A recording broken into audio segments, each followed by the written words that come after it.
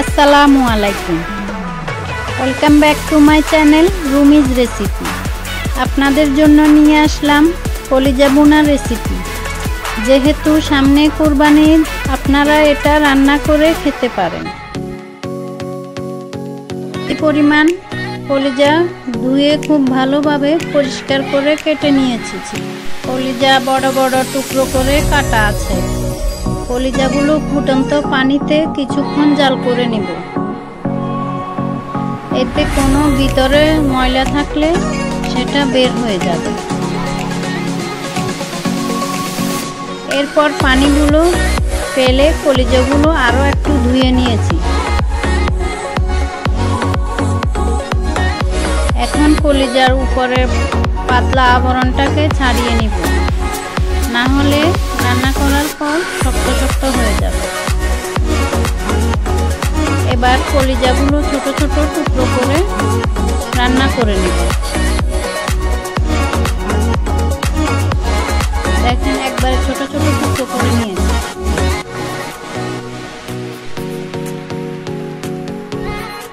এখন half cup পরিমাণ soybean তেল নিয়ে নিলাম, 1.5 কাপ পরিমাণ পেঁয়াজ কুচি, গরম মশলা নিয়ে নিয়েছি। এরপর আদা বাটা, রসুন বাটা একসাথে 1.5 চামচ পরিমাণ নিয়ে নিয়েছি। 1 টেবিল চামচ জিরার গুঁড়া নিয়েছি, স্বাদ মতো লাল মরিচের গুঁড়া, পরিমাণ মতো লবণ, 1 চা চামচ হলুদের গুঁড়া।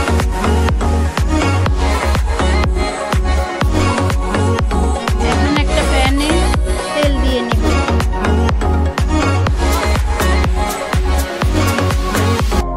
তেল গরম হয়ে গেলে গরম মশলাগুলো দিয়ে নিব।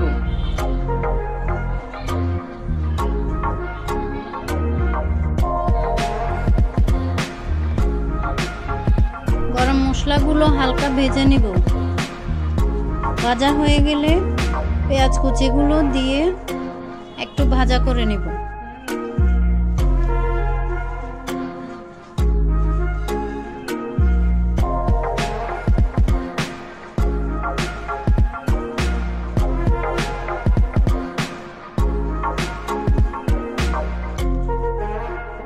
এখন একে একে মশলাগুলো দিয়ে নিব।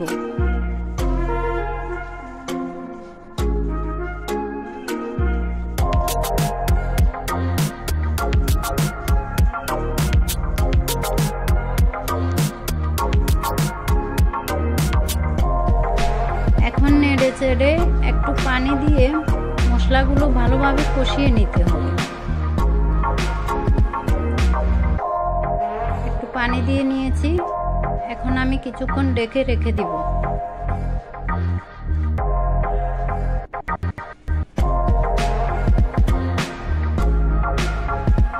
মশলাগুলো কষানো হয়ে গেছে। এখন আমি কলিজাগুলো নিয়ে দিয়ে দিব।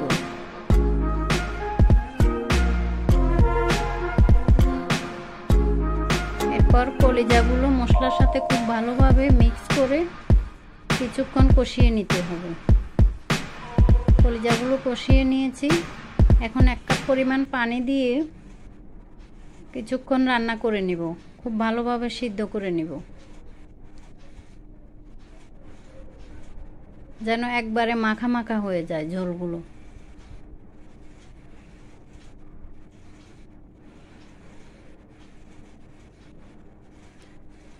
কলিজাগুলো সিদ্ধ হয়ে গেছে। এখন আমি কিছুটা কাঁচামরিচ দিয়ে আরো 2 মিনিটের মতো ঢেকে রেখে দিব মিডিয়াম আঁচে। এখন নেড়ে চেড়ে নামিয়ে সার্ভ করে নেব। আশা করছি আজকের এই রেসিপিটি আপনাদের ভালো লাগছে। ভালো লাগলে একটা লাইক, কমেন্ট, শেয়ার করে দিবেন। সাবস্ক্রাইব করে পাশের বেল আইকনটি প্রেস করে দিবেন। আল্লাহ হাফেজ।